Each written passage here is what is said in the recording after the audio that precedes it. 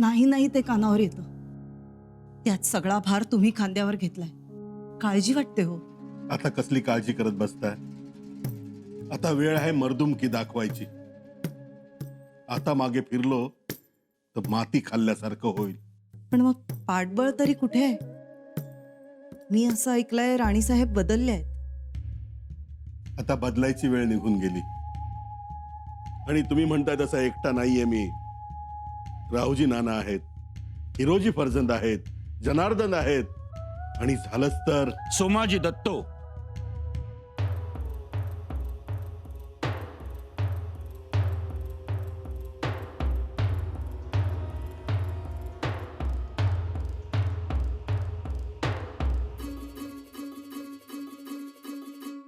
सोमाजी.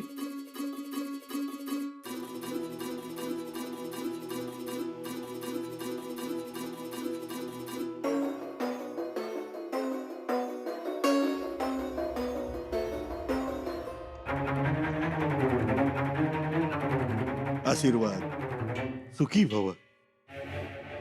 उठा भाऊजी.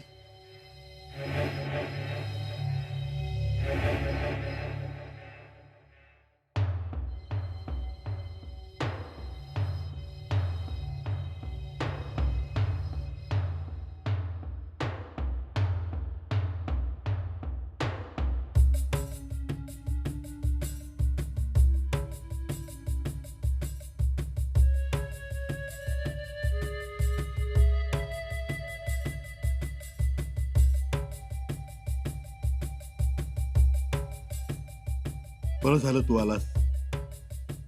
वाटच बघत होतो. अहो बघताय काय? गुळपाणी घ्या, जेवणाचं बघा. कधी निघाला असेल, वाटेत काय खाल्लं असेल नसेल. भूक लागली असेल सोमाजीला. तुम्हा दोघांना बघूनच पोट भरलं.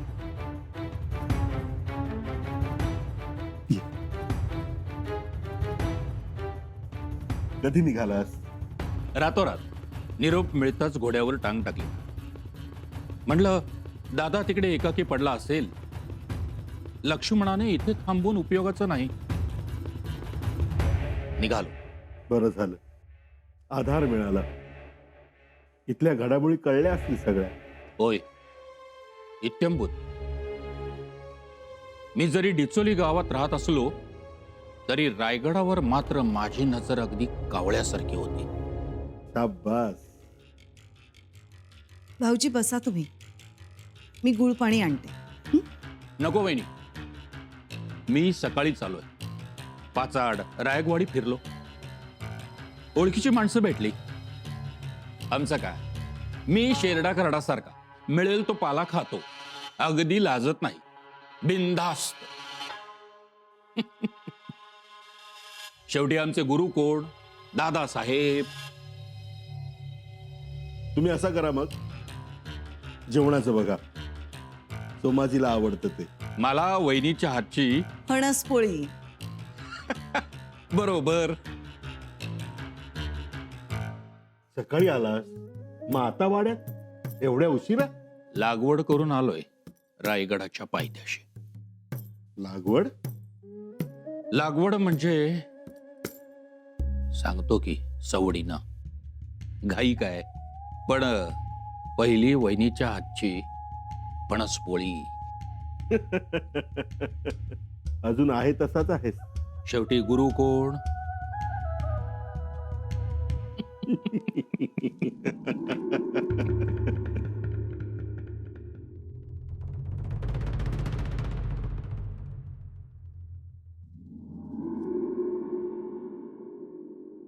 काय रे, काय गडबड? महाराजांची घोडी गेली, परत सोडलं तिनं. अरे रे, काय खात नव्हती ना? होय तर, पण जनावर किती प्रामाणिक. महाराज दिसलं नाही तर काय समजलं त्याला? नाही तर नाही खाल्लं. अरे खरं तर माणसा परासमुखी जनावर तरी बरी, निदान कसला धोका तरी नसतो. म्हणजे तुला म्हणायचंय काय? अरे मला तरी वेगळंच ऐकूया लागले. काय काय म्हणतोस काय? अरे म्हणजे बीज घालून मारलं वाटतं महाराजांनी. अरे पण त्यानं तर गुडघेरोग झाला होता. घाबरे कसलं गुडघेरोग लावलाय. मग तसं अजून काही लोक बोलतात, म्हणतात की हाजरी द्यायला चला र. वय आलो. काही कळलं का? जे कानावर यायला लागलं पण काय खरं वाटे ना. महाराजांना मारलं वाटतं. ए गप्पस, तोफेच्या तोंडी जाशील आणि मला बी पाठवशील. गप्पस. मी गप्पच आहे, पण तुझ्या माझ्यात र. खरं काय महाराजांचा खून झाला? कसं आहे, काहीतरी गडबड आहे. कुठं तरी पाणी मुरतं या, एवढं मात्र खरं. अरे बाबा, तसं बी नाही तर एवढा थोरला दरवाजा बंद झाला असता का? झाला ना. म्हणजे कारस्थानाचा कुठेतरी वास येतो या. आपण नाही, पण लोक बोलतात ते. पण कोण असेल र? अरे चला, शामदाना नीट करा आणि मशालीचा चुंबळा नीट तेलात भिजवून ठेवा.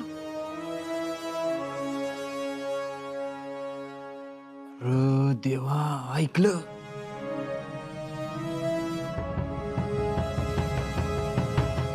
होय, आता तरी गप्पस.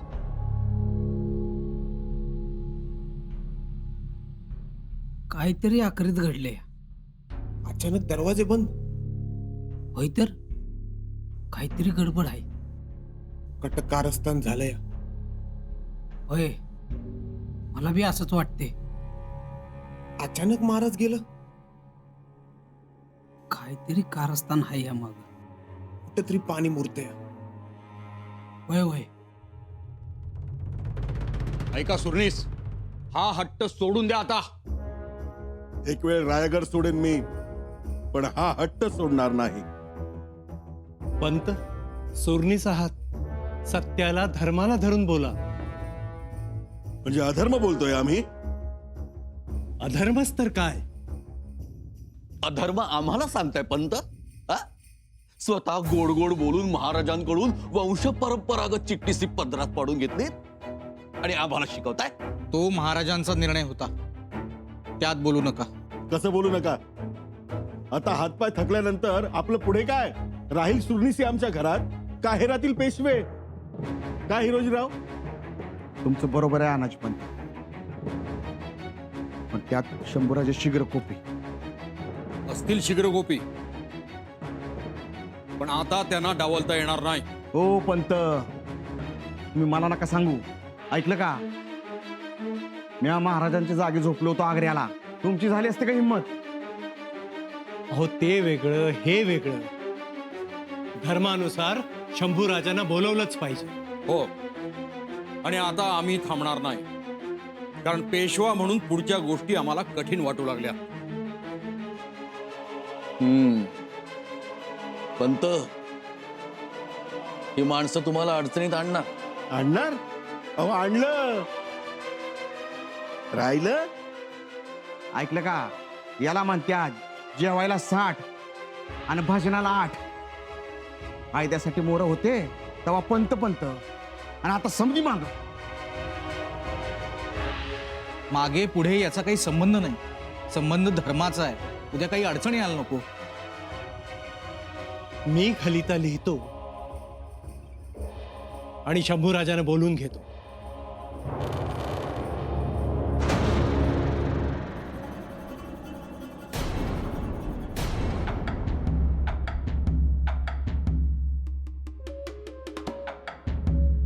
सोमाजी दत्तो.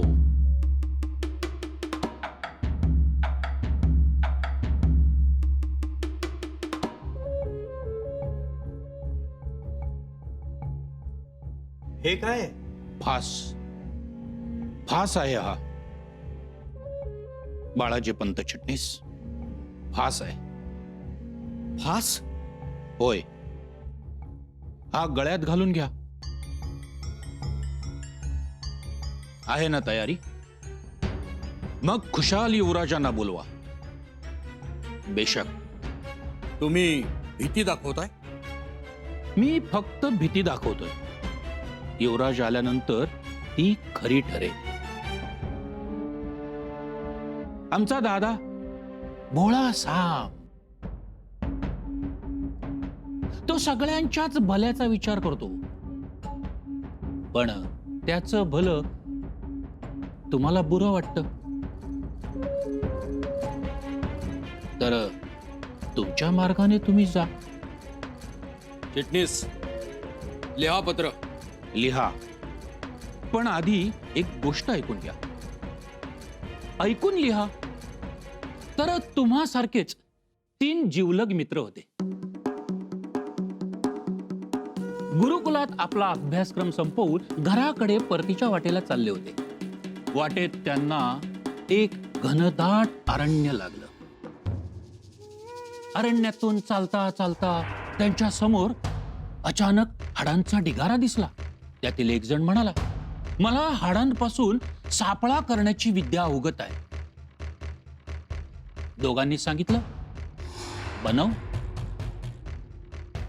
त्या विद्यार्थ्याने आपलं कसब पणाला लावून त्या हाडांपासून सापळा तयार केला. मग त्यातील दुसऱ्याने त्या सापळ्यावर मांस चढवलं आणि कातडीही. आता तयार झाला सिंह. त्या सिंहाचा पुतळा बघून तिसरा तर म्हणाला, मला तर संजीवनी विद्या अवगत आहे. कधी एकदा ह्या पुतळ्यात प्राण फुंकतोय असं झालंय. आणि त्यांनी त्या पुतळ्यात प्राण फुंकले आणि सिंह जिवंत झाला. त्याने आपला धर्म पाळला. त्याने तिघांना खाऊन टाकलं.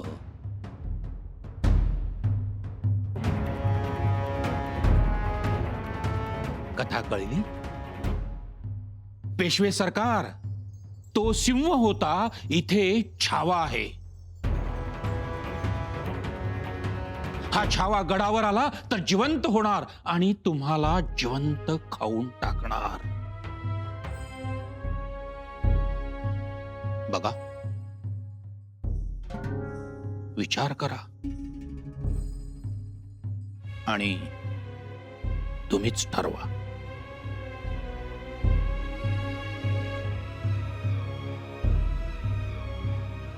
आम्हाला थोडा विचार करायला हवा. म्हणजे असं काही होऊ शकतं? खात्रीनं छावा चवताळलाय, संतापलाय.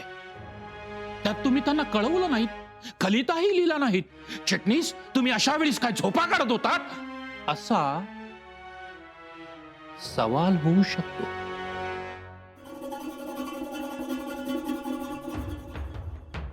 तुम्ही उत्तर तयार ठेवा. आणि गडाचे दरवाजे तर बंदच आहेत. बघा, तुम्हीच विचार करा आणि ठरवा. एक लक्षात असू द्या, तुमची खुशी हाच माझा सौदा.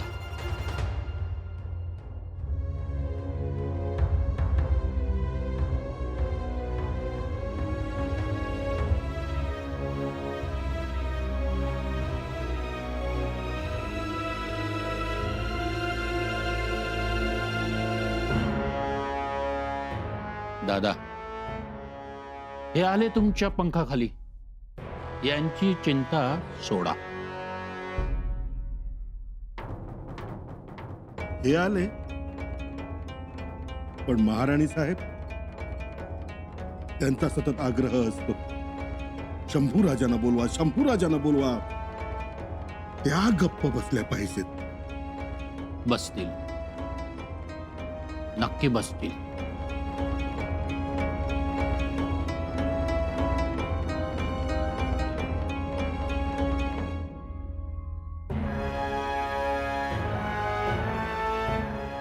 हे बोलू सोमाजी, हे बोलू मी महाराणी साहेबांना? बोलावंच लागेल, तरच दान आपल्या मनाप्रमाणे पडेल. तुमची खुशी हाच माझा सौदा.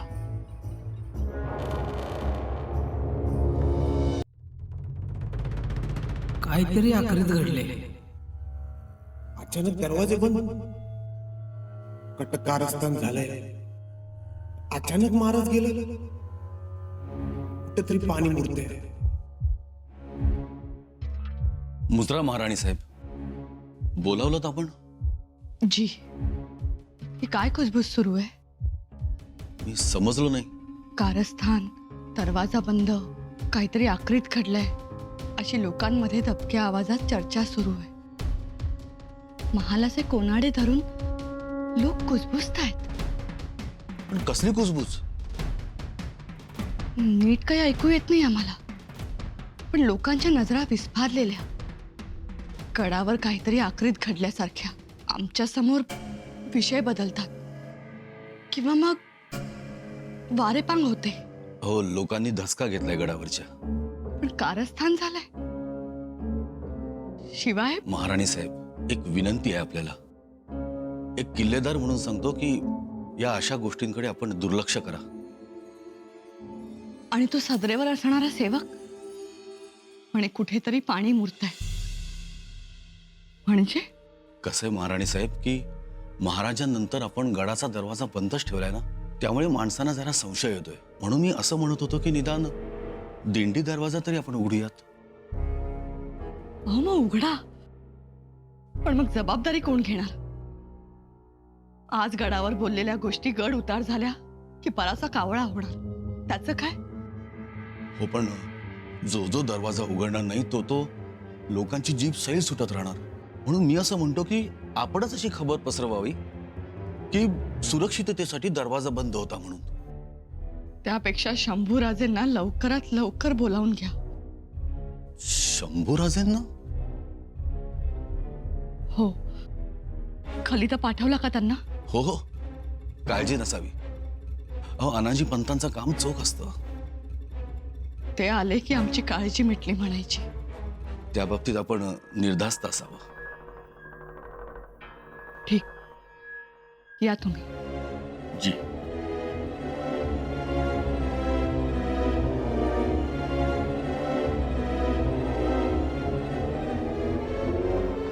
युवराज, युवराज, अहो बघितलं का कोण आलंय? कोण हो? लाडी.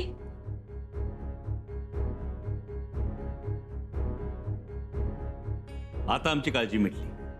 बहिर्जी काकांनी लाडीवर जबाबदारी सोपवून ते स्वतः औरंगजेबाच्या खबरा काढण्यासाठी दिल्लीला रवाना झाले. अगं बाई, म्हणजे बढती मिळालेली दिसतीये.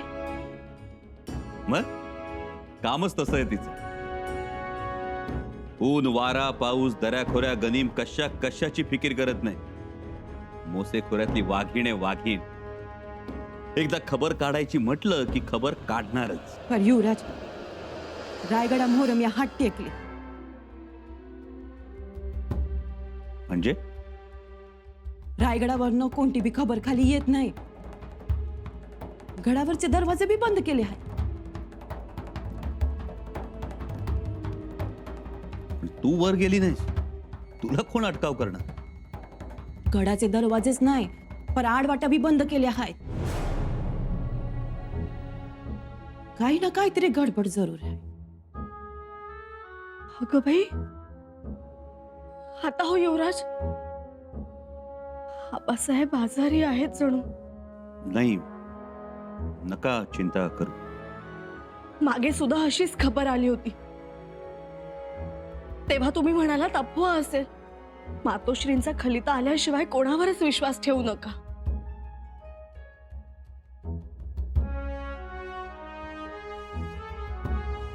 लाडी, जरूर काहीतरी घडलंय. येरांना बी चित दरवाजाच्या पायरीला हात लावू देत नाहीत. म्हणजे आम्हाला जातीनं यात लक्ष घालावं लागणार.